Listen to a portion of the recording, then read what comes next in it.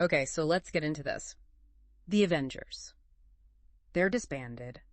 Earth seems, well, kind of protectorless right now. Yeah, it really sets the stage, doesn't it? Yeah. A huge gap where Earth's mightiest heroes used to be. Right, it just screams for new heroes. But what if the answer isn't, shiny capes and perfect morals? What if it's something else? Exactly. And that's where this whole Thunderbolts thing comes in. We should probably talk about the name itself first. Good point. Because in the comics, back in 97 when the Avengers were MIA, suddenly this new team pops up, the Thunderbolts. Led by Citizen V, right? Techno, Songbird, Atlas, Meteorite. Seemed like a legit new hero team. Totally. Everyone's like, okay, cool, Earth's covered. And then bam, huge twist. The big reveal. They were actually Baron Zemo's Masters of Evil, just rebranded. Such a classic comic moment. It completely flips the script on who they are. And that core idea, that deception and the question of redemption, kind of echoes even now with the MCU version. Yeah, the MCU lineup is totally different, unique to the movies. But that theme, anti-heroes maybe looking for redemption, still there. Definitely.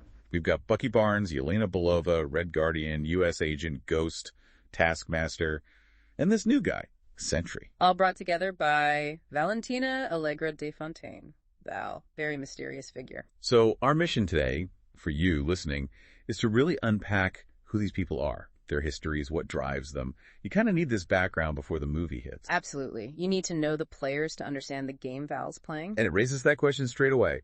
Why these specific people? They all have pretty heavy, morally gray backstories in the MCU. Okay, let's start with Bucky Barnes, the Winter Soldier. Man, this guy's history is a lot. He looks, late 30s, early 40s? But he's actually over 100 years old. That Hydra cryo-sleep in serum really did a number on his aging process. Fell off a train, presumed dead then. Hydra gets him. Brainwashed. Turned into the Winter Soldier. An assassin for decades. Responsible for, a staggering number of deaths. JFK, the Starks. That's a dark ledger. It's immense. Then Wakanda helps deprogram him. He gets a pardon after the Battle of Earth. You'd think he'd want peace. But his way of making amends is interesting. Not apologies, but going after the corrupt elites who benefited from his work as the Winter Soldier. Right. And he tries civilian life, dating even, but the guilt, it just hangs over him. Which makes sense. How do you move on from that? Plus, his whole conflict when John Walker became Captain America. Oh, yeah. He was not okay with that. Teaming up with Sam Wilson felt like a big step for him, though. Finding some partnership again. And now, the trailers show him... What? Winning a congressional race. I know, a former brainwashed assassin in Congress? You couldn't make this stuff up. How does that even work? It's wild. Maybe it's a new angle on making amends, working within the system he once helped destabilize. Or maybe it's part of Val's plan somehow. Always possible with her. Okay, next. John Walker, U.S. agent. The government's pick to replace Steve Rogers. 3 medals of honor, physically imposing, charismatic. On the surface. Yeah, on the surface, he had the credentials, but he also had this ego. Yeah. And a temper. A pretty serious temper. His partner, Lamar Huskins, seemed to keep him grounded, but that Flag Smashers mission, it pushed him too far. Totally cracked under pressure. Took the super soldier serum impulsively. Desperate to prove he was worthy of the shield, maybe? Probably. And then that horrifying moment. Killing the Flag Smasher with the shield in public. A total disaster. Stripped of his rank, Captain America title, gone. Public disgrace. Looked like the end for him. But then, Val shows up. Gives him a new suit, a new name, U.S. agent. Right. She clearly sees potential there. Maybe his skills, maybe his resentment. He's definitely not your standard hero. Not even close. Okay, let's talk Yelena Belova. Yelena. Raised in the Red Room. Brutally trained from childhood, just like Natasha. Her adoptive sister. They had that undercover mission together in the U.S., posing as a family. That connection is deep. Super deep. And Yelena's drive, after she was freed from the mind control, was to get that red dust antidote and free the other widows. She had this real mission. Yeah, she went back for them. Seeing her reunite with Alexa and Melina, her parents. The very dysfunctional spy family. Right. And taking down Dreykov in the Red Room for good. That felt like her taking control back. Definitely. Then the blip happens. She loses 5 years. Comes back, and Val finds her. And sends her after Clint Barton, telling her he's responsible for Natasha's death. Which was such a manipulation. Thankfully, she talked with Kate Bishop, realized the truth about Nat's sacrifice. Yeah. Showed she could still, see reason. So why join Val's team now? Is it about honoring Natasha somehow? Making her proud? Could be. Or maybe it's just, what else is she going to do? She has the skills. Maybe Val offers her a purpose, even if it's murky. It might just be a way to find her place now. Makes sense. All right, speaking of that fake family, Alexei Shostakov, the Red Guardian. The Soviet Union's answer to Captain America. Yeah. Big celebrity back in the day, apparently. A real believer. Even years later in prison, he's still talking up his glory days, fighting Cap. Though maybe exaggerating a bit. Oh, probably a lot. But that Ohio mission, the fake family, it seemed like he genuinely cared about Natasha and Yelena in his own way. Yeah. Breaking him out of prison, he was key to finding the Red Room again. He's got flaws, sure, but he showed up for them. He did. He played his part in taking down Dreykov. So, him being on this team, with Zangel, still a communist hero in his mind, or just along for the ride. He's definitely going to bring a unique energy to the team dynamic, that's for sure. Definitely. Okay, who's next? Ghost. Ava Starr. Ghost.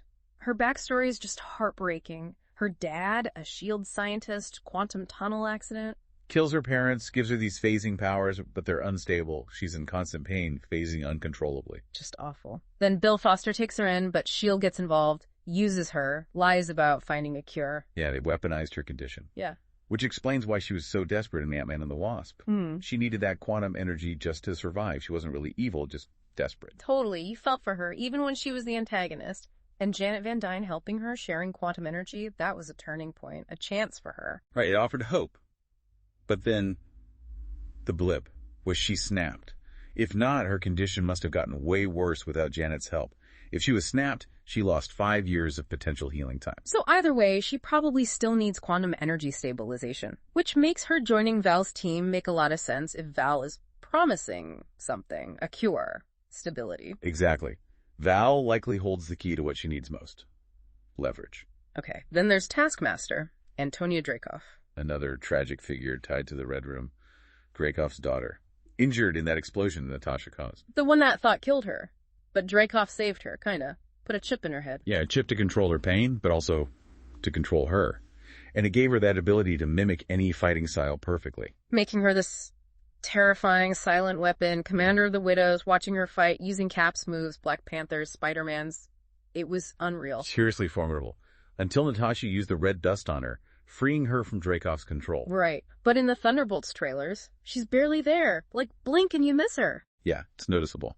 Which leads to speculation. What's her role? Is she even a main part of the team? Does she make it through the movie? Especially since, looking ahead, almost everyone else from this team is listed for Avengers. Doomsday, but she isn't. That absence is pretty telling, isn't it? Yeah. Suggests her story might wrap up here, perhaps tragically, or maybe she just chooses a different path once she's truly free. Definitely something to watch. Okay, let's talk about the Puppet Master, maybe. Valentina Allegra de Fontaine. Val. She just appears. Recruits John Walker right after his disgrace. Recruits Yelena after the blip. Always showing up at pivotal moments. CIA director, noble woman. Who knows? She's got connections, power, tried to destabilize Wakanda, testified to Congress about needing heroes. And she bought Avengers Tower. That's a huge power move. She's clearly assembling resources, personnel. But for what? That's the million-dollar question. Is she building a government-sanctioned team? Is it her own private army? Is she even on their side, really? Her motives are completely opaque.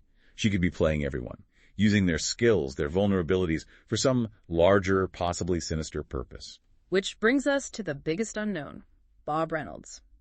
Sentry. The only main cast member we haven't met before in the MCU.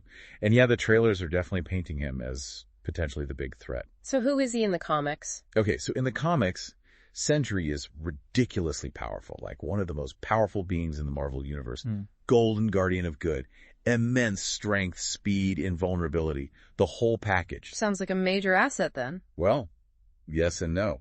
Yeah. Because with Sentry comes the Void. The Void. Okay, that doesn't sound good. It's not. The Void is his dark side, basically. An equally powerful, destructive entity that's intrinsically linked to him. A manifestation of his own fears and negative energy, but given horrific form and power. Oh, wow. So he's got this, like, evil twin inside him. Pretty much. And the Void is apocalyptic level dangerous. In the comics, the threat was so great, Doctor Strange and Reed Richards had to basically make the entire world forget Sentry ever existed just to contain it. Whoa. Okay. So putting him on a team of already unstable individuals seems risky. Extremely risky. Is he the powerhouse? Or is he the ticking time bomb?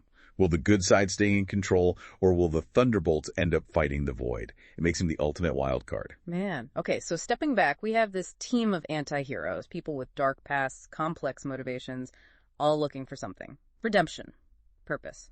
A paycheck. Yeah, it definitely has echoes of things like the Suicide Squad, right? Using bad guys to do good things, maybe, though probably without the head bombs. Hopefully. But the dynamic seems different. Less coercion, maybe. More manipulation by Val. Seems likely. She's pulled them together, but her endgame is the real mystery, which might be what that asterisk in the movie title is hinting at. Thunderbolts.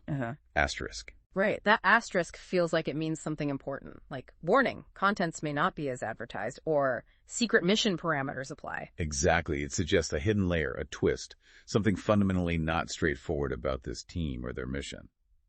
And thinking about Avengers, Doomsday coming up, with most of this cast returning, it means whatever happens in Thunderbolts, it's going to have big consequences for the MCU going forward. For sure. Their story doesn't end here, for most of them anyway. Which, again, makes Taskmaster's potential absence in Doomsday feel even more significant. What happens to her? So many questions. Okay, so for everyone listening, hopefully you now have a much better handle on who these Thunderbolts actually are.